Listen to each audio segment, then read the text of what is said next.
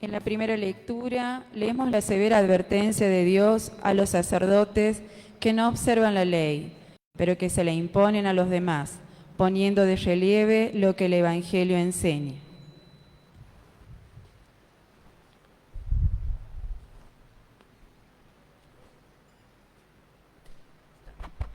Lectura de la profecía de Malaquías. Yo soy un gran rey, dice el Señor de los ejércitos, y mi nombre es temible entre las naciones. Y ahora, para ustedes, esta advertencia, sacerdote. Si no escuchan y no se deciden a dar gloria a mi nombre, dice el Señor de los ejércitos, yo enviaré sobre ustedes la maldición. Ustedes se han desviado del camino, han hecho tropezar a muchos con su doctrina, han pervertido la alianza con Leví, dice el Señor de los ejércitos. Por eso yo los he hecho despreciables y viles para todo el pueblo, porque ustedes no siguen mis caminos y hacen acepción de personas al aplicar la ley. ¿No tenemos todos un solo Padre? ¿No nos han creado un solo Dios? ¿Por qué nos traicionamos unos a otros, profanando así la alianza de nuestros padres? Es palabra de Dios. Te alabamos, Señor.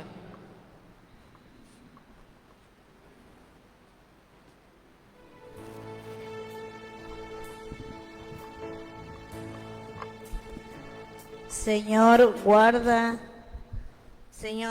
mi alma en la paz junto a ti. Guarda mi alma en la paz junto a ti. Mi corazón no se ha enorgullecido, Señor, ni mis ojos se han vuelto altaneros. No he pretendido grandes cosas, ni he tenido aspiraciones desmedidas. Señor, guarda mi alma en la paz junto a ti. Yo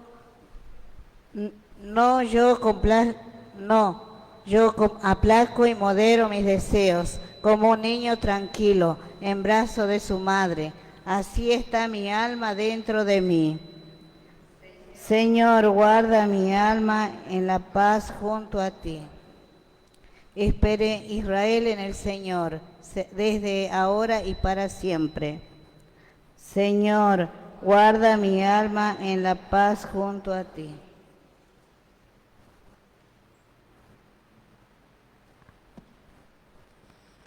En la segunda lectura, el apóstol San Pablo centra toda su enseñanza en una sola cosa, el Evangelio. Nos manifiesta que él, el que enseña, no tiene que transmitir su propia doctrina, sino la de Jesús.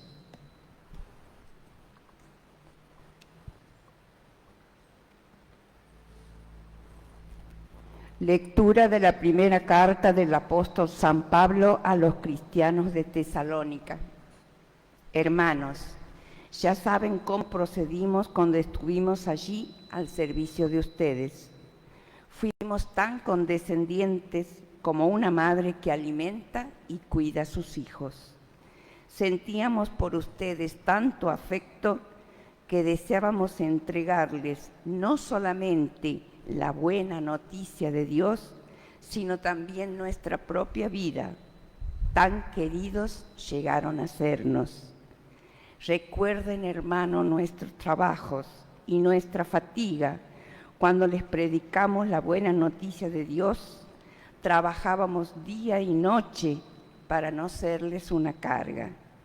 Nosotros, por nuestra parte, no cesamos de dar gracias a Dios, porque cuando recibieron la palabra que les predicamos, ustedes la aceptaron, no como palabra humana, sino como lo que es realmente, como palabra de Dios, que actúa con ustedes los que creen.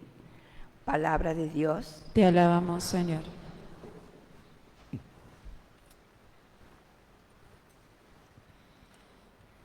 Hoy Jesús en el Evangelio nos dice que el que se haga servidor de los demás, ese será el primero de todos. Nos ponemos de pie para escuchar el Santo Evangelio.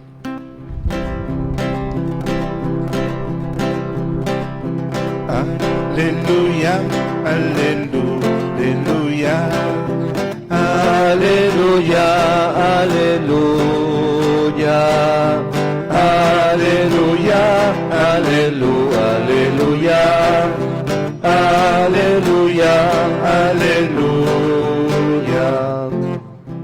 Ustedes no tienen sino un Padre, el Padre Celestial, solo tienen un doctor que es el Mesías. Aleluya, aleluya, aleluya, aleluya, aleluya, aleluya, aleluya, aleluya, aleluya. El Señor está con ustedes. Y con tu espíritu. Evangelio de nuestro Señor Jesucristo según San Mateo. Gloria a ti, Señor. Jesús dijo a la multitud y a sus discípulos: los escribas y los fariseos ocupan la cátedra de Moisés. Ustedes hagan y cumplan todo lo que ellos les digan, pero no se guíen por sus obras, porque no hacen lo que dicen. Atan cargas pesadas y difíciles de llevar y las ponen sobre los hombros de los demás, mientras que ellos no quieren moverlas ni siquiera con el dedo. Todo lo hacen para que los vean. Agrandan las filacterias y alargan los flecos de sus mantos. Les gusta ocupar los primeros puestos en las sinagogas y los primeros asientos en los banquetes, ser saludados en las plazas y oírse llamar mi maestro por la gente. En cuanto a ustedes, no se hagan llamar maestro, porque no tienen más que un maestro, y todos ustedes son hermanos. A nadie en el mundo llamen Padre, porque no tienen sino uno, el Padre Celestial. No se dejen llamar tampoco doctores, porque solo tienen un doctor que es el Mesías. El mayor entre ustedes será el que los sirve, porque el que se eleva será humillado y el que se humilla será elevado. Palabra del Señor. Alabado sea Jesucristo. Por siempre sea bendito y alabado. En estos domingos hemos estado escuchando diálogos, casi siempre desencuentros, entre Jesús y los fariseos y los escribas.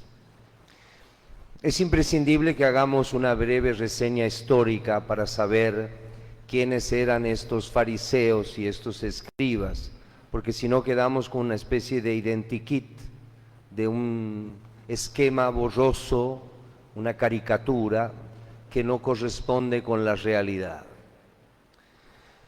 Los escribas, como los fariseos, eran laicos, no eran sacerdotes. Los sacerdotes se dedicaban solamente al culto en el templo, que el templo de Jerusalén, tan fastuoso, tan maravilloso, una de las maravillas de la humanidad que fue destruida hacia el año 60, fue destruido hacia el año 60 por los romanos.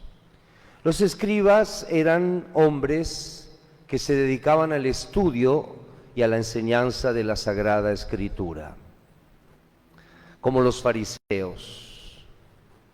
Los fariseos eran un poquito más radicales. La palabra fariseo significa segregado, también son laicos, pero que tenían cierta inclinación hacia lo político. ¿En qué sentido? Muchas veces el pueblo de Israel, como en el tiempo de Jesús, había sido sometido por algún imperio, como los romanos, los griegos. Y la clase sacerdotal y muchos laicos y parte del pueblo se acomodaban al poder de turno e iban perdiendo sus costumbres religiosas. Los fariseos eran un poco encargados de mantener a rajatabla estas costumbres un poco rígidas, fundamentalistas, para mantener el espíritu de la ley. Por eso hay que entender estas frases que Jesús les dice. Ellos, como maestros de la ley, exageraban y ostentaban el cumplimiento de la ley. Alargan las filacterias. Las filacterias eran pedacitos pasajes del Antiguo Testamento que se pegaban, algunos con un estuche de cuero. Seguramente si han visto en las oraciones junto al muro de los lamentos, habrán visto estas personas vestidas, estos hombres vestidos de negro, con una especie de estuche en la cabeza y unos lazos en los brazos. Esas son las filacterias. Se ataban pedazos, trozos, pasajes de la Torá para recordarse y recordar el cumplimiento de la ley. Todo esto era muy exagerado, a propósito exagerado, y en cierta manera se convertía en una especie de hipocresía. Jesús sale al frente de estas costumbres farisaicas que han quedado en la historia con esta connotación hipócrita. Comenzó siendo algo honesto, había que practicar la ley, había que mostrar cómo se hacía, pero esto de querer mostrar y demostrar se convirtió en un aparecer sin contenido interior. En un momento de esta diatriba, de esta corrección que Jesús hace de los fariseos y de los escribas para aplicarla a sus discípulos, dice: no se dejen llamar maestro ni doctor, porque tienen solamente un solo maestro y un doctor, que es el Mesías. Sin embargo, no hay que tomar al pie de la letra estas expresiones de Jesús, que son correctivas. San Pablo, en la lectura que hemos escuchado, la carta de San Pablo a los cristianos de Tesalónica, dice: fuimos tan condescendientes como una madre que alimenta y cuida a sus hijos. Sentíamos por ustedes tanto afecto que deseábamos entregarles no solamente la buena noticia de Dios, sino también nuestra propia vida. Tan queridos llegaron a sernos, tan queridos llegaron a sernos, que me considero vuestra propia madre, no solamente vuestro padre, sino vuestra propia madre. Y San Pablo, en sus cartas con frecuencia se siente el padre de las comunidades que va fundando. Esto de no dejarse llamar maestro o doctor tiene un sentido. El maestro en el tiempo de Jesús no es un maestro de escuela como nosotros conocemos. Hoy los chicos van a la escuela, tienen un maestro, tienen profesores, tienen muchos maestros y profesores con los cuales pasan algunas horas del día. En el tiempo de Jesús, el discípulo iba a vivir con el maestro. Y el maestro no solamente tenía una currícula académica, el maestro era el maestro de vida. Y la paga que recibía el maestro de sus alumnos era el servicio comunitario, doméstico. Y si se trataba de un maestro anciano, el discípulo le lavaba los pies, como vamos a ver, lo hemos visto en la última cena, y vale la pena que lo recordemos y que lo leamos hoy. Capítulo 13 del Evangelio de San Juan, versículo 13. Después de haberle lavado los pies, se puso el manto, volvió a la mesa y les dijo: ¿comprenden lo que acabo de hacer con ustedes? No comprendieron. San Pedro, o Pedro, se rebeló contra Jesús y le dijo: tú no vas a hacer eso conmigo jamás. Tú eres el maestro y el Señor, es lo que acabo de decirles. Es el discípulo, el esclavo que lavaba los pies al maestro, al Señor de la casa, no al revés. Pero Jesús dice: ¿comprenden lo que acabo de hacer con ustedes? Ustedes me llaman maestro y Señor, y tienen razón, porque lo soy. Si yo, que soy el Señor y el maestro, les he lavado los pies, ustedes también deben lavarse los pies los unos a otros. Les he dado el ejemplo para que hagan lo mismo que yo hice con ustedes. Palabra de Dios. En este pasaje de la última cena tenemos el concepto clarísimo de lo que era el maestro, el rabí.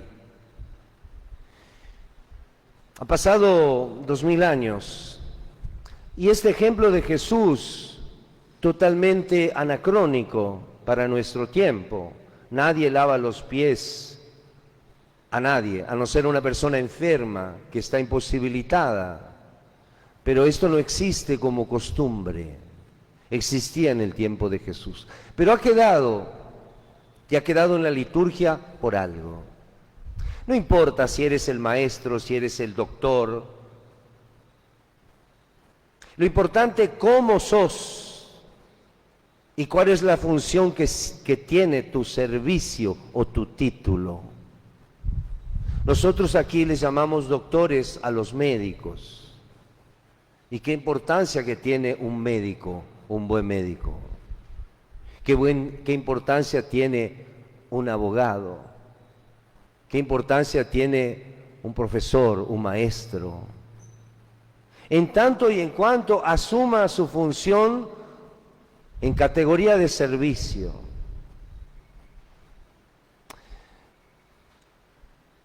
Ustedes, dice Jesús, me llaman maestro y lo soy.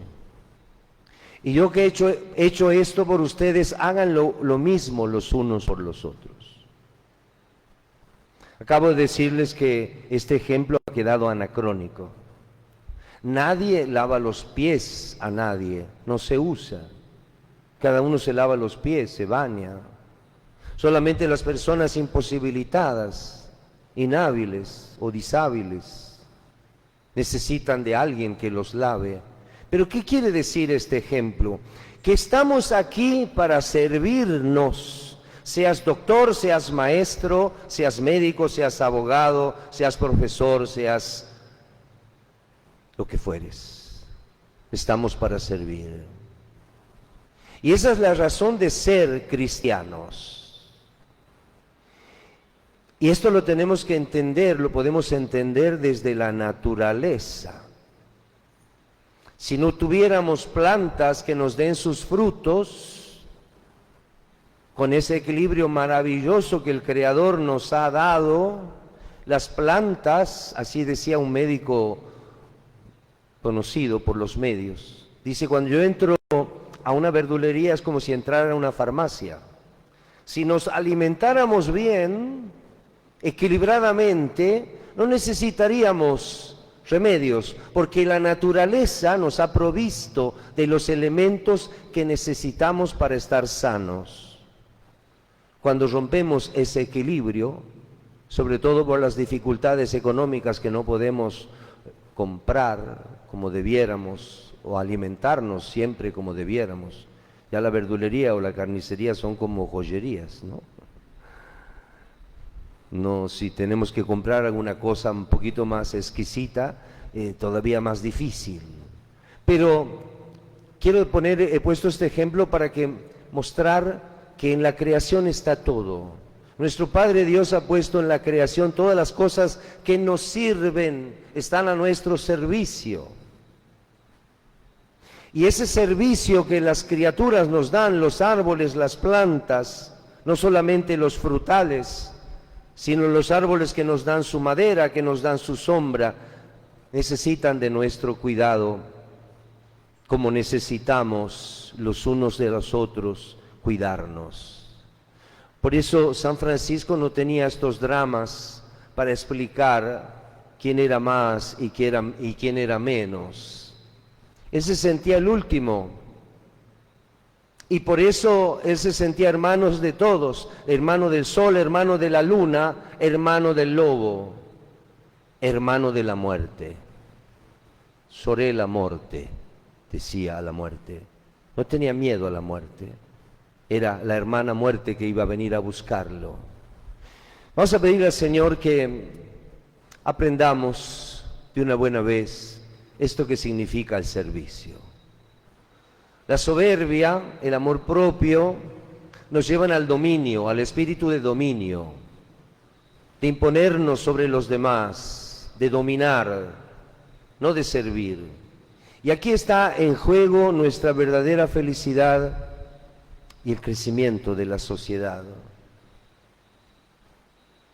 Yo a veces cuando veo pasar la policía, cada vez hay más policía, no sé por qué. Si nosotros fuéramos hermanos no haría falta la policía. No haría falta que nadie nos recuerde la ley. Si en nuestro corazón estuviera la ley del amor, no haría falta la policía. Nosotros nos cuidaríamos los unos a los otros. Pero muchas veces sucede, como sucedió en las primeras páginas del libro del Génesis, cuando Caín mató a su hermano Abel por envidia. Y Dios le preguntó, ¿dónde está tu hermano Abel? Y Caín le dijo, ¿acaso soy guardián de mi hermano? Es decir, ¿acaso tengo un hermano? Y sí, tienes un hermano, tenemos hermanos, no solamente los de sangre, todos somos hermanos. Y Dios nos pedirá cuenta de la vida de nuestros hermanos. Que así sea.